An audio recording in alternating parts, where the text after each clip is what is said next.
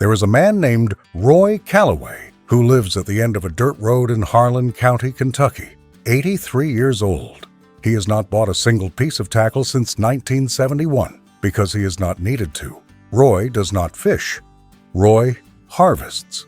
Every single morning before the sun clears the ridge, Roy walks down to the same stretch of the Cumberland River that his grandfather walked before him and pulls fish from the water the way most people pull vegetables from a garden. Consistent, predictable, peaceful.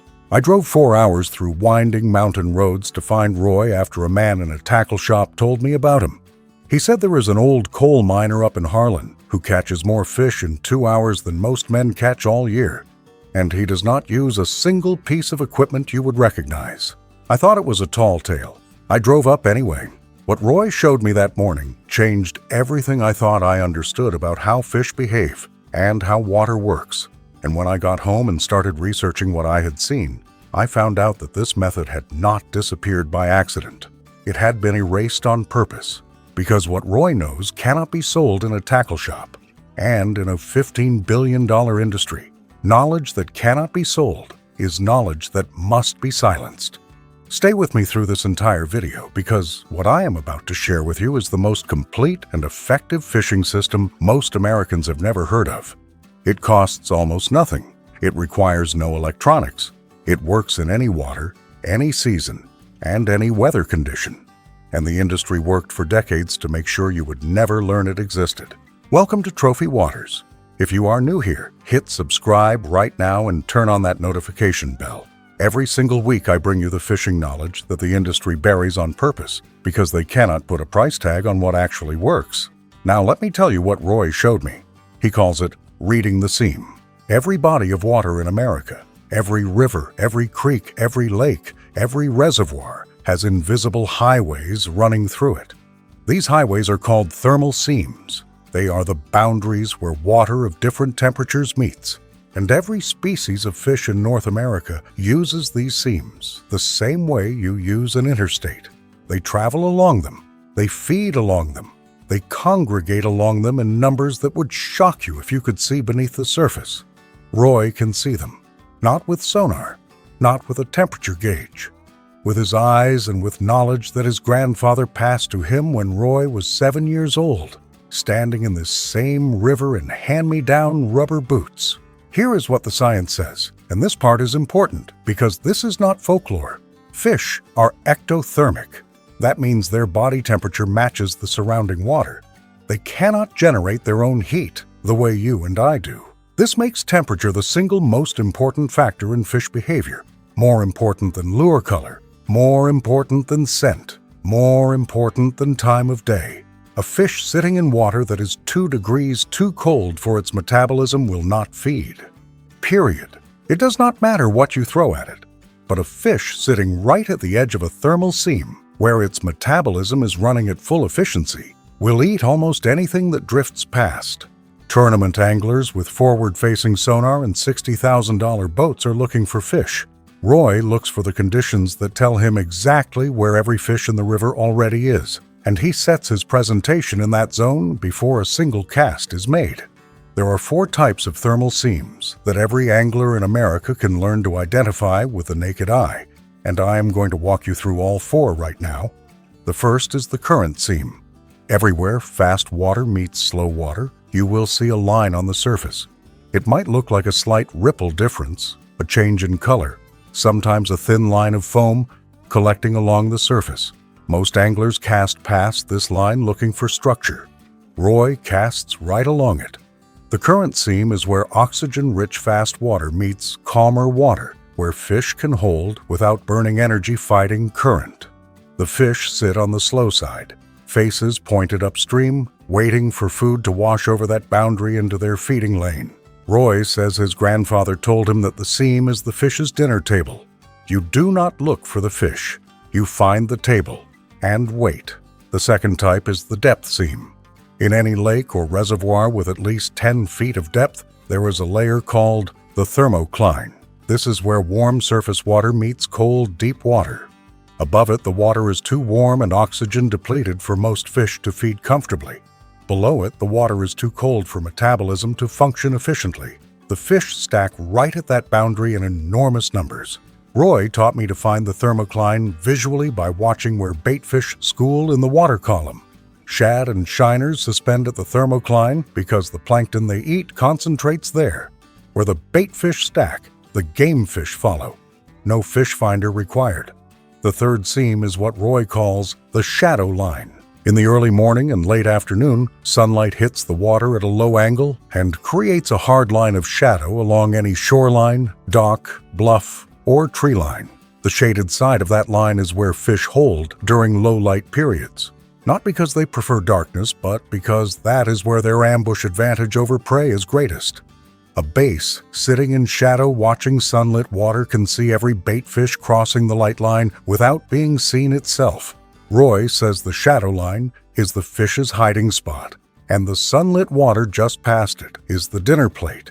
You put your bait on the plate and let it drift toward the hiding spot. Every time. The fourth seam is the most powerful and the least talked about in any fishing publication in America. Roy calls it the cold finger. Underground springs and creek inflows push cold water into warmer main body water. This cold water sinks and spreads along the bottom like an invisible river running beneath the surface. In summer, when surface temperatures climb into the upper 70s and 80s and fish become sluggish and uncomfortable, the cold finger becomes a superhighway of activity. Every predator in that section of river will locate the cold inflow and hold near it. Roy showed me how to find it in under 5 minutes with no tools at all. He wades slowly along the bank in shallow water and pays attention to what his feet feel.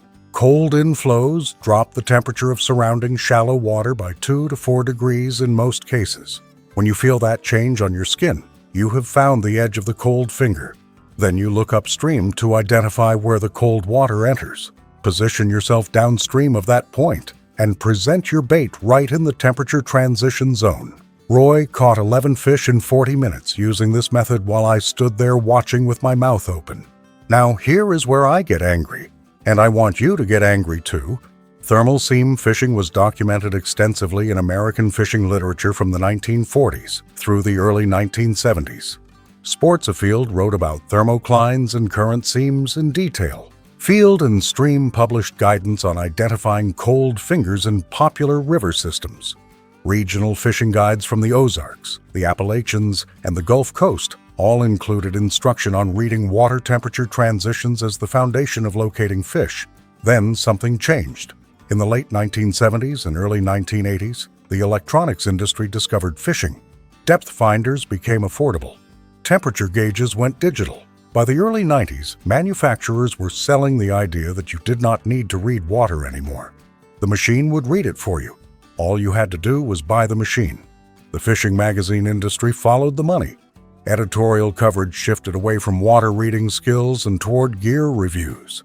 The old guides who knew how to find fish with their eyes and instincts retired and were not replaced because there was no financial incentive to train the next generation in skills that could not be sold. Roy Calloway never bought in. He said his grandfather told him that any man who needs a machine to find a fish has already outsmarted himself. Let me give you the practical system so you can start using this on your very next trip. Step 1 is the morning temperature walk. Before you make a single cast, spend 15 minutes walking your fishing location. On a river, walk the bank and look for current seams, those lines on the surface where water speed changes. Mark the 3 strongest seams you find. On a lake or reservoir, idle slowly along the first drop-off while watching for schooling bait fish. Where you see them stacking at a consistent depth, that is your thermocline. Step 2 is the shadow inventory. Note where the sun is and where shade falls on your water. In early morning, fish the shaded western bank. In late afternoon, fish the shaded eastern bank. Roy takes his lunch break during midday when shadows are minimal. He says the fish do too. Step 3 is the cold finger search. Wade or paddle slowly near points where feeder creeks enter the main body of water. Feel for temperature changes with your hand or your feet. When you find a cold zone, work upstream to locate the source and deploy your presentation in the transition zone. Step 4 is the presentation adjustment. Roy uses a natural drift in every thermal seam he targets. A live or cut bait allowed to move naturally through the feeding lane almost always outperforms any artificial in seam fishing. If you prefer artificial, use slow presentations. A jig crawled along a current seam boundary. A swim bait drifted at thermocline depth. A drop shot suspended right in the cold finger zone. The fish are already there and already feeding. You do not need to trigger a reaction strike. You need to put natural-looking food in front of them. Step 5 is patience at the seam. Roy never moves his presentation out of productive water too quickly. He says most anglers fish through their best water in the first 30 seconds and spend the rest of the day wandering around looking for what they already had. Work every foot of that transition zone before you move on. The seasonal adjustments matter too. In spring, the thermocline has not yet formed in most lakes, so the focus shifts to current seams in rivers and shadow lines near spawning flats. In summer, the thermocline dominates every lake and reservoir in America, and fish concentrate at that boundary in numbers that seem almost impossible. Roy has drifted a bait through a summer thermocline and had 3 different species hit on consecutive casts. In fall, the thermocline breaks down during the turnover, and cold fingers become the most reliable structure available. In winter, current seams are everything. Fish hold in the slowest and deepest seams available and feed in the early afternoon hours after the sun has warmed the surface slightly. I want to close with something Roy said to me on my last morning on the Cumberland. We were standing on the bank watching the mist rise off the water in the early light. He pointed at the surface and said, "Son, that water is telling you everything you need to know if you know how to listen. The fish are not hiding from you. You are just not paying attention to the same language they speak." He is right. And that language is free. It has always been free. The industry cannot patent water temperature. They cannot sell you the ability to read a current seam. They cannot put a price tag on knowledge that has been handed down along creek banks for generations, because it actually works. And working knowledge is the one thing no tackle company can manufacture. If this video opened your eyes to something real, hit that like button right now. It helps more anglers find this knowledge through all the noise in the marketing. Subscribe and ring that bell for weekly content that the tackle industry would rather you never see. Drop a comment below and tell me your home water and what kind of seam you are going to look for on your next trip. I read every single one. Roy is still down there on the Cumberland every morning before sunup. The mist is still coming off the water, and the thermal seams are still right where they have always been. Invisible highways full of fish, waiting for the angler who finally knows how to read them. That angler can be you, starting on your very next trip out.